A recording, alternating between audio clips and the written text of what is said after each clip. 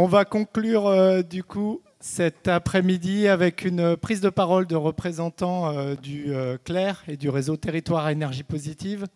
Donc j'appelle tout de suite Jean-Marie Houdard, qui est vice-président des Crêtes Préardennaises dans les Ardennes. Armelle Damiano, qui est de Bretagne, directrice de l'agence L. Et puis Aurélie Chevalier, directrice du pôle aménagement durable du territoire dans le Toircet. Alors venez, installez-vous. Et comme je l'évoquais, vous allez nous faire passer un message qui a été travaillé par les membres de la commission territoire du CLER, qui rassemble un certain nombre d'adhérents qui s'intéressent plus spécifiquement à cet ancrage. Alors si vous voulez, vous préférez être assis en tribune, qu'est-ce qui vous va? Allez en tribune pour porter une tribune, la tribune vous ira bien.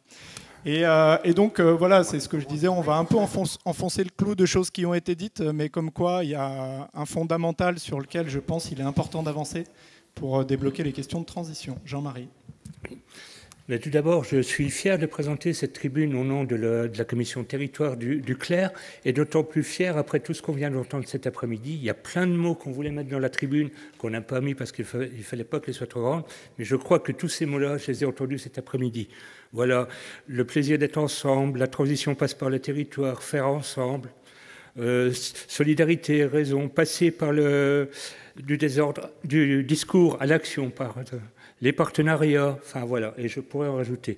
Et je crois que le mieux, ben voilà, on va vous lire ce qu'on a écrit. Il faut savoir que cette tribune, en même temps, elle va être diffusée dans la presse, dans la Gazette des communes, je crois, ou c'est peut-être fait à l'heure qu'il est déjà, d'ailleurs. Et nous l'avons intitulée « Investissons dans l'humain ». Face à la crise sanitaire, les territoires ont révélé tout leur potentiel de créativité et de mobilisation collective. Depuis, de nouveaux élus sont arrivés, avec l'envie de faire bouger les lignes.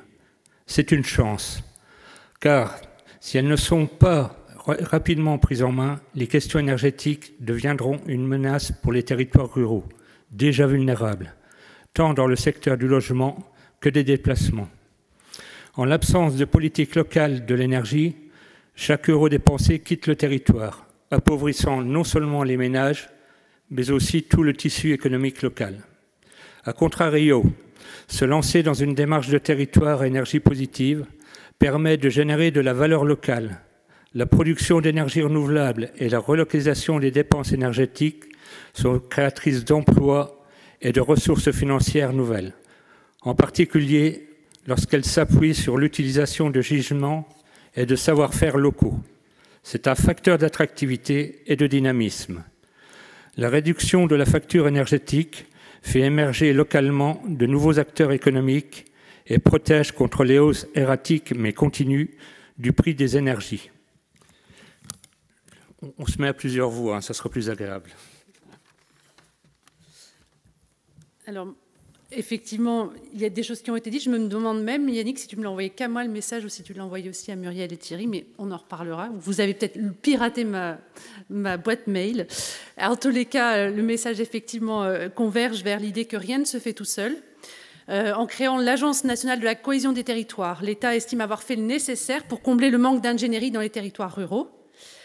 De fait, si des postes se créent dans les administrations déconcentrées, ils faciliteront le montage des dossiers et permettront l'accès au financement. Mais la transition a besoin d'un accompagnement de proximité que nous représentons tous ici. C'est un changement global qui implique toute la société, transforme les modes de vie et qui doit nécessairement s'enclencher sur le terrain avec les acteurs de terrain.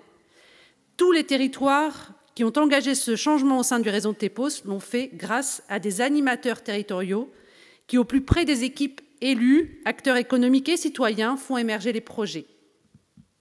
Ils sont aujourd'hui trop peu nombreux et donc notre tribune invite à démultiplier les moyens sur les territoires.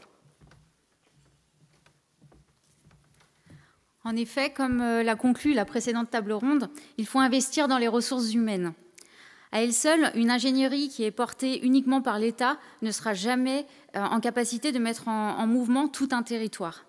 Le plan de relance prévoit des milliards pour investir, mais encore, il faut pouvoir les mobiliser.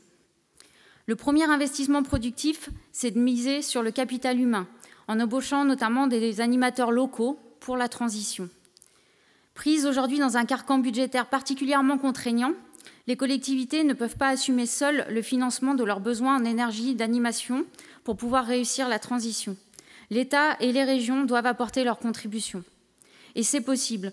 Aujourd'hui, les montants nécessaires ne dépassent pas 1% du montant du plan de relance. Alors cette question, pourquoi attendre plus longtemps ?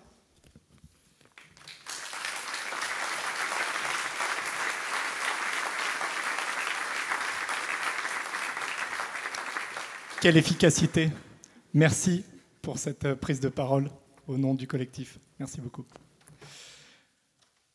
Eh bien voilà, 17h02. Alors peut-être juste, oui, pourquoi on est à l'heure? C'est parce qu'on a zappé une séquence, les plus avisés l'auront remarqué. C'était le témoignage de Pierre Charbonnier, qui est philosophe, chercheur au CNRS, auteur d'un récent ouvrage qui s'appelle « Abondance et liberté, une histoire environnementale des idées politiques », et non pas une histoire de l'écologie, ça fait toute la différence. C'est quelqu'un de passionnant, tellement passionnant qu'on l'a beaucoup entendu dans les médias d'une part, mais aussi tellement papa et on va dire bon compagnon qu'il disait que sa femme travaillait et qu'il devait aller chercher son enfant à la crèche, donc il ne pouvait pas du tout se déplacer dans le Menez, qu'il s'excusait pour ça.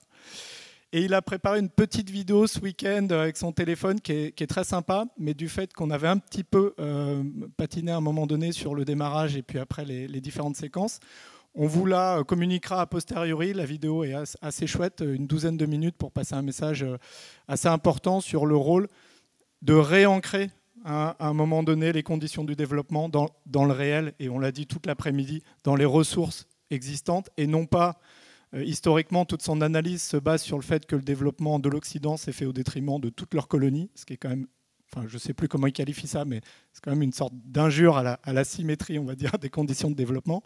Et aujourd'hui, surtout aux ressources fossiles, qui sont, encore une fois, pas chez nous, globalement, et qui posent deux problèmes majeurs absolument, qu'il faut traiter pour avoir un modèle de développement qu'on peut qualifier de durable, et en tout cas sincère.